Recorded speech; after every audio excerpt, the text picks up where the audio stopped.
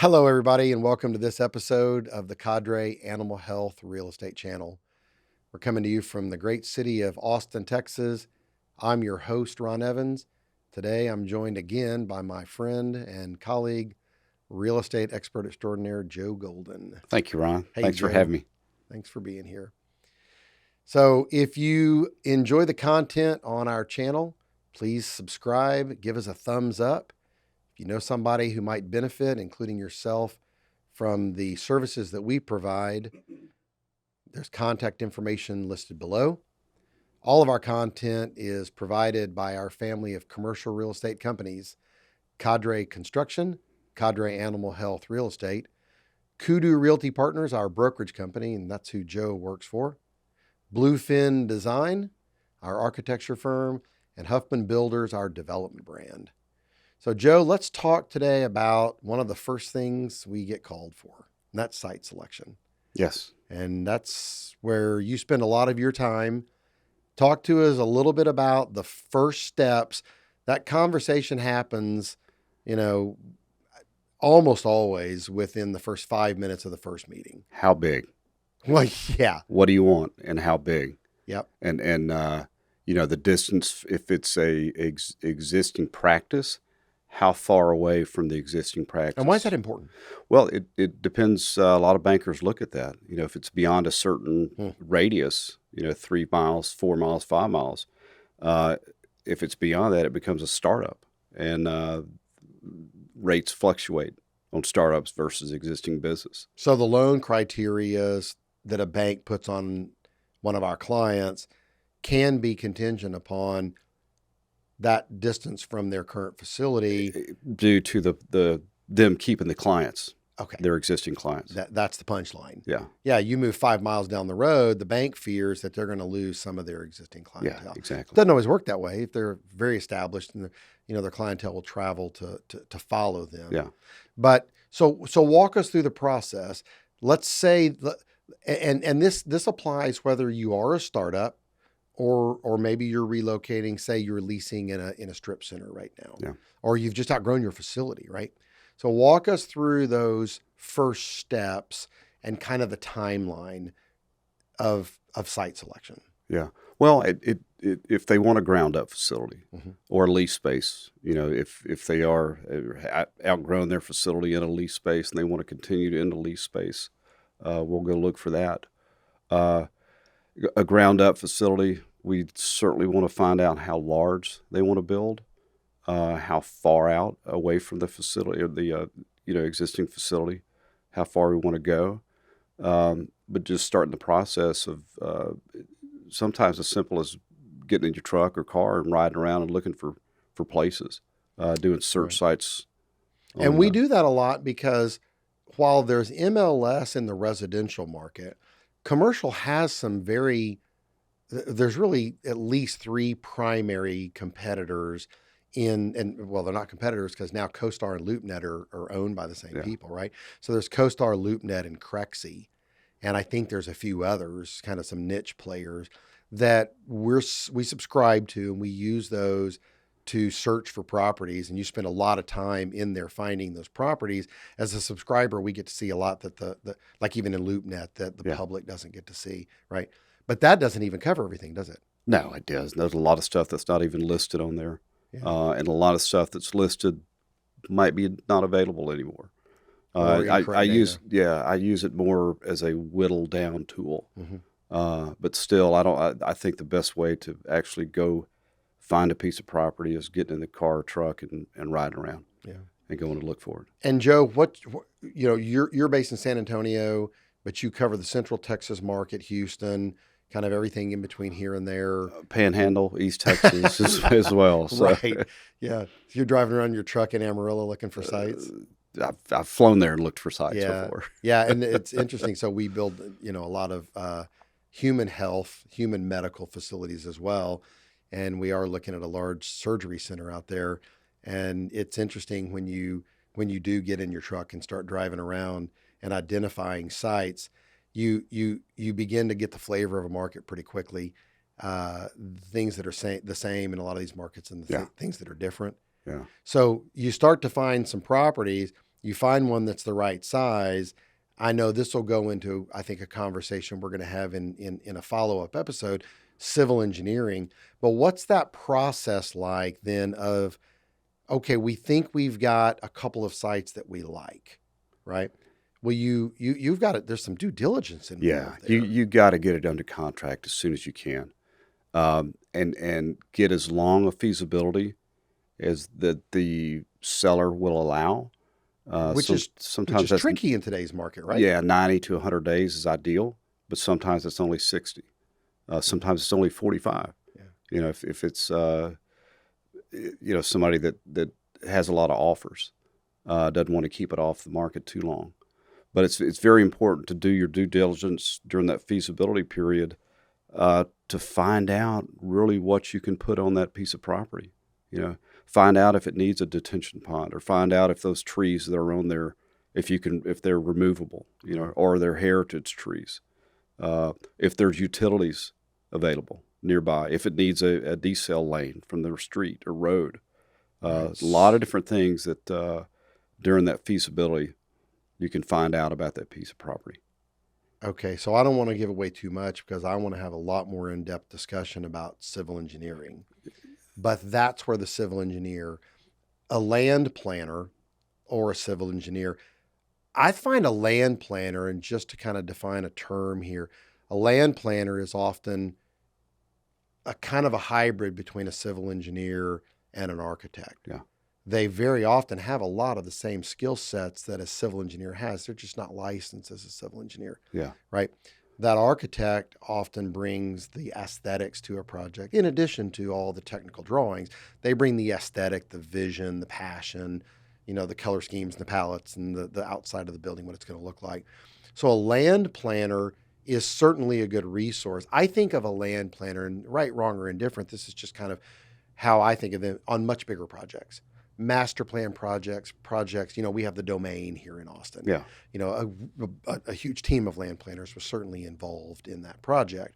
I think of our projects, an acre or two or three, we just usually go right to the civil engineer. Exactly. The land planner is more like a combination of architect and civil. That's right. But they definitely bring more art to it than a civil engineer who brings more science to it. That's right. And so what they might add in kind of the artistic approach, they might not have quite the level of expertise that the civil engineer has.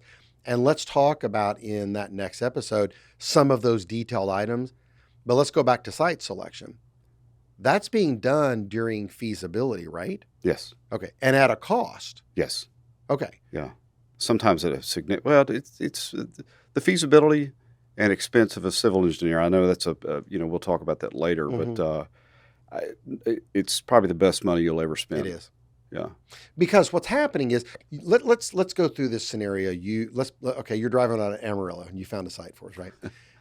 And you present that site to the client along with several others. Let's say they land on this one. Yeah. That's the one they want to pursue. You're not going to get multiple sites under contract. Yeah. So that site goes under contract, maybe a 90-day feasibility period.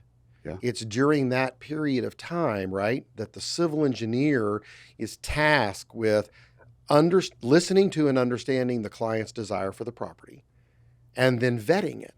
Yeah. And it's got to be done in a timely manner because you really need to make sure that's done before you've got to go hard on your earnest money. Exactly. Because you could potentially lose that earnest money. It goes beyond that. If it goes beyond that. Yeah. And if you do go hard on the earnest money, you want to be sure that you can build what you want to build. I'll use an example. I think you've heard me tell this story. We were working with a client on a piece of property that he just loved. It had frontage on I-35, which I think, where Laredo? Yeah. Laredo to Canada, I think. Yeah. Yeah. So everybody knows I-35, right? It had I-35 frontage. Actually, Perfect. Monterey. Is it Monterey? Yeah. Yeah. Okay. Well, there you go. So the part of the NAFTA superhighway. Yeah. So the site was perfect size. It was a rectangle, which we love. It had one tree on it, and it was I-35 frontage. It seemed perfect. Well, during the feasibility period, we learned two really critical things. We couldn't get an entrance and an exit on I-35. Well, the circuitous route that somebody had to take to get into this property involved about 4 turns. coming in from behind. And it was really, really tough ingress and egress, right? Second problem, that one tree, what do you think it was? Heritage tree. It was a heritage tree. Yeah. So he couldn't cut it down, and it was right where the building footprint was going to go. So 6,000 square feet is what he needed. He could get just under 4,000 after we did the feasibility. We dropped the contract. Yeah. And we found another piece of land for him, a site, and we built for him there. And ironically, it was also a site where we just talked about in another episode, what do you do when a site's too big for you? How do you monetize that leftover land, if you will? Well, he had leftover land. Yeah. So we put it out in the marketplace and we said, let's find somebody who wants to lease some space. He could be a landlord, or buy a finished product. He could be a developer, or buy his land. He got 3 or 4 deals. His best deal was a purchase, a sale to a dentist. He sold it, and the dentist has since built that clinic next door, and he really got out of that excess land and got money back for it. That's awesome. Yeah. So, all right. So site selection, how long does it usually take to find that site? That's probably not an answer to that, is there? There is not. It could take a very long time. I mean, there's no right answer to that. You could go out one day and just the very first time you talk to the veterinarian, and go find the piece of property the next day that he's fallen in love with, or he's already fallen in love with. Yeah, yeah, exactly. Like that they already have one identified. The conversation we had yesterday. Yeah, with the doc South Austin. Yeah. But it could take a year, or longer. Yeah. A very long time.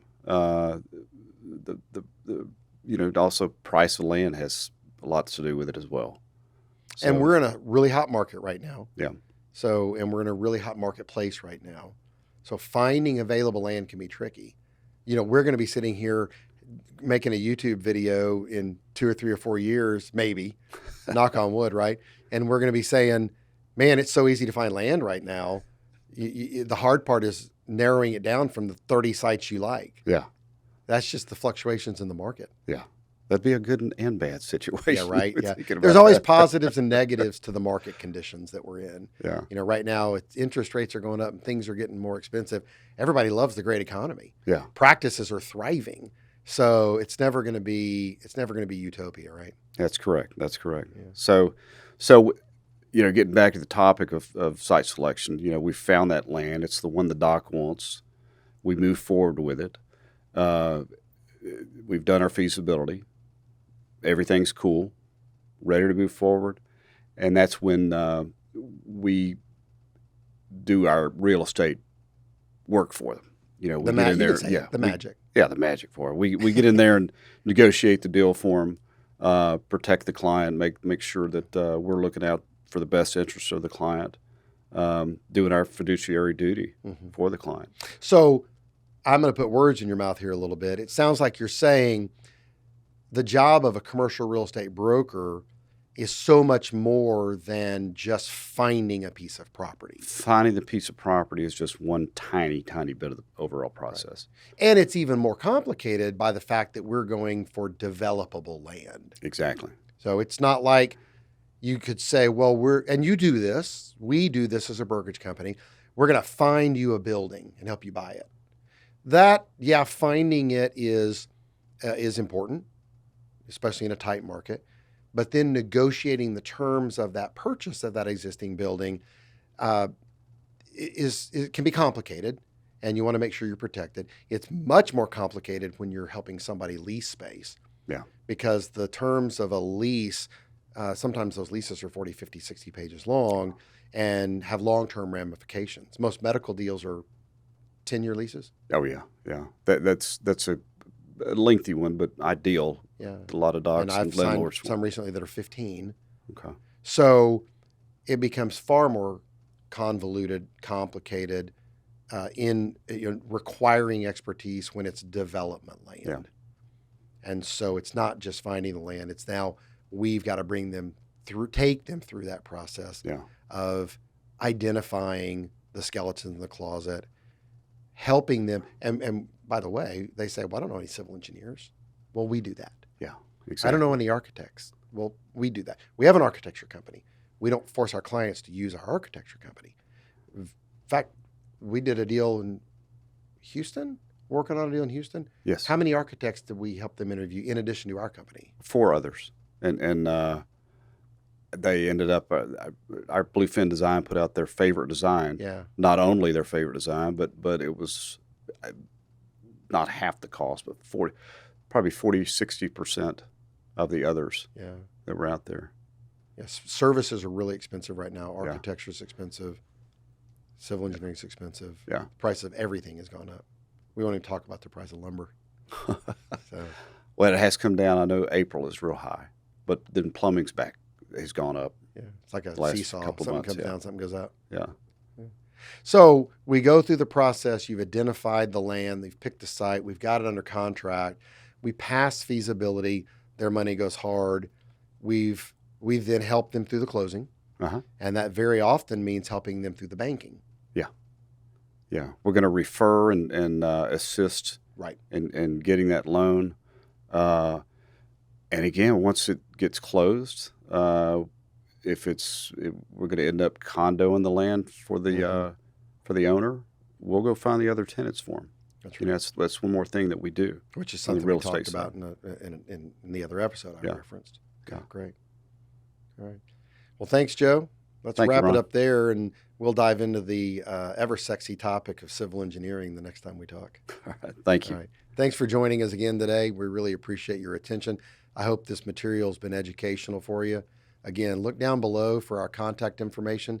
If you or somebody that you know would benefit from a conversation about the next real estate project that you're going to undertake, please reach out and let us know. Have a great day. Bye-bye.